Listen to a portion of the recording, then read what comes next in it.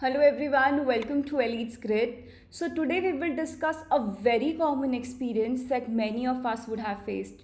We all can remember that moment when we have completely read the RC, completely understood it well, and then after coming to the questions, we're able to eliminate two options, but we are struck with two. And after spending so much of time, to the extent that एक question और हो सकता था उसमें कोई और, उसका भी रिस्क लिया, उसकी भी अपॉर्चुनिटी कॉस्ट ली to attempt this question because you are very sure कि मुझे इतने अच्छे से समझ में आया है आरसी भी और क्वेश्चन भी, I will be able to find the right answer. You use all your brains to find out which one of these two will be the right answer. You ticked one of them and later on you came to know कि वो सही answer नहीं था. So that was such a regrettable moment क्योंकि you left the other question also. That time could have been utilized to use or solve other question, but you stuck on that question only क्योंकि you thought it would come out to be correct, but that didn't happen. So what exactly is the cause behind choosing the wrong answer out of the two options that you have finally reached? See, that means you are not lacking in understanding. अगर understanding में ही lack होगा, you are not able to understand the RC or the question itself, so you would have not reached two options. अगर दो option तक पहुँच चुके हैं, इसका मतलब है कि समझ में तो सब कुछ आ रहा है. Then where we are lacking? So then you have to see the subtle differences between those two options.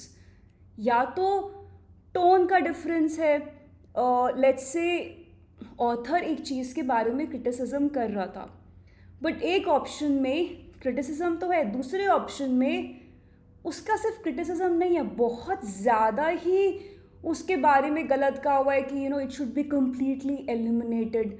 अब इतना ज़्यादा ऑथर ने क्रिटिसाइज भी नहीं किया था, सो क्रिटिसिज्म था बट बहुत बैलेंस्ड वे में था.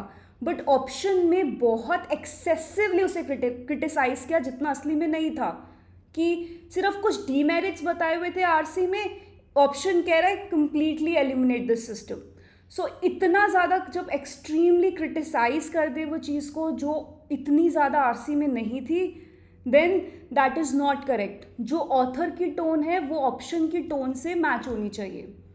अनदर थिंग, कई बार क्या होगा कि sentences as it is RC में से पिकअप किए होंगे, तो यू विल थिंक कि अरे यही तो I have read, and you will think that would be the correct answer. But observe the sentence properly, बहुत केयरफुली, बिकॉज हो सकता है मेन वर्ड्स उसमें वैसे ही हों बट सेंटेंस फॉर्मेशन इस वे में है कि उसका मीनिंग चेंज हो गया. Some adjectives have been change, some adverbs have been change. पहले मतलब सारा सेंटेंस सही है, सेम है ऑलमोस्ट, लेकिन में भी एक एडिशनल चीज़ की वर्क स्लोली हो रहा है, कुछ ऐसे इधर उधर कोई वर्ड्स इधर उधर ऐसे इंसर्ट किए गए जिससे मीनिंग चेंज हो गया. So observe the sentence carefully. जैसे हम किसी लीगल लैंग्वेज में पढ़ते हैं एक सेंटेंस को, इतना ज़्यादा केयरफुली आपको उसके जो डिफरेंसेस हैं वो ऑब्जर्व करने हैं. अनदर इशू कैन बी कि वो sentence as it is RC में गिवन है, so you will think it is correct, but वो क्वेश्चन उस चीज़ से रिलेटेड नहीं होगा.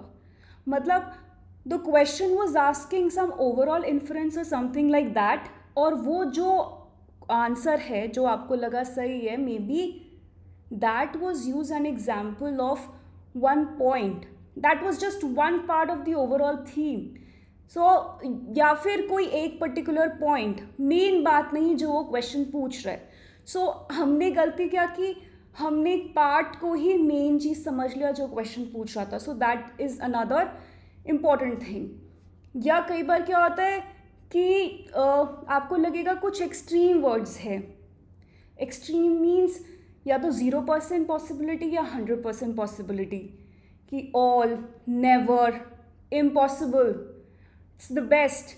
मतलब ऑथर ने कहा होगा it is one of the best, option कह रहा होगा it is the best, then that is also not correct. तो ये चीज़ें भी ऑब्जर्व करनी है. And with careful practice you can see कि कैट में एक पैटर्न होता है. जो previous year question papers attempt करोगे, यू कैन सी कि there is a pattern about their thinking, कि ये वाले ऑप्शंस उनको कभी सही नहीं लगते हैं। मतलब इतनी प्रैक्टिस होने के बाद ऐसा होगा कि आप ऑप्शन देख के बता सकते हो कि ये ऑप्शन तो आंसर नहीं हो सकता। So that thinking you have to inculcate in yourself, then you will see things will improve. So I hope all these things will be useful for you, and we will be back with more such videos. Till then, keep working hard. Thank you.